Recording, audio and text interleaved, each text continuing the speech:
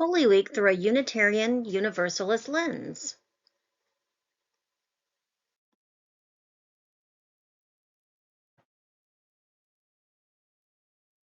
Jesus was a wonderful teacher that lived long ago. He taught us lessons about loving other people and about justice. There are historical records that tell us that Jesus did exist. There are no historical records of his miracles that are in the Christian Bible. On Palm Sunday, Jesus rode into the city of Jerusalem during the Jewish festival of Passover, and the common people loved him. They waved palm fronds, which are branches, and covered the street with palm fronds for his donkey to walk on. This made the Romans mad because they thought Jesus was trying to cause trouble. One of his 12 best friends, or disciples, or apostles, as we sometimes call them, named Judas, betrayed Jesus for 30 pieces of silver. That was a lot of money back then. He told the police where they could find Jesus the next day. That's why now another word for traitor is Judas. The Last Supper. This is where Jesus and his 12 best friends, or apostles, disciples, ate the last meal together as a group of friends. You may have seen a famous painting of the Last Supper by Leonardo da Vinci. Many of our Christian friends have the ritual of communion in church that symbolizes or reenacts this Last Supper. During communion, their minister or priest serves them a small bit of bread or cracker and a small bit of grape juice or wine.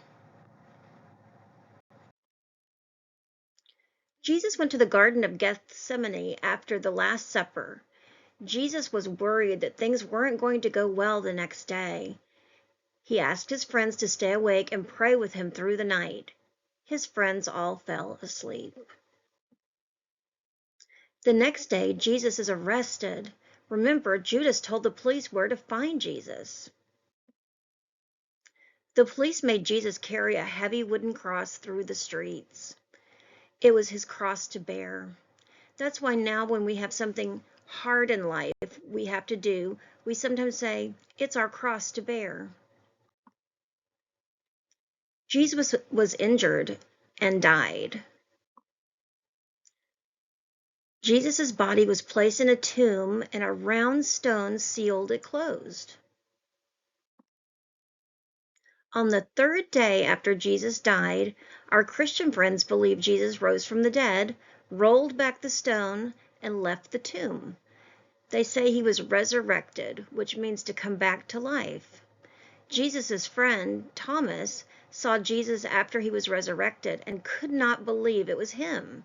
That's why now we call someone a doubting Thomas if they don't believe something.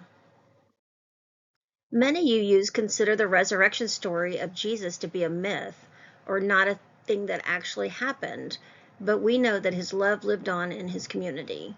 There are some UUs who believe in the literal resurrection. It's up to each of us to decide what is true for us about the resurrection of Jesus.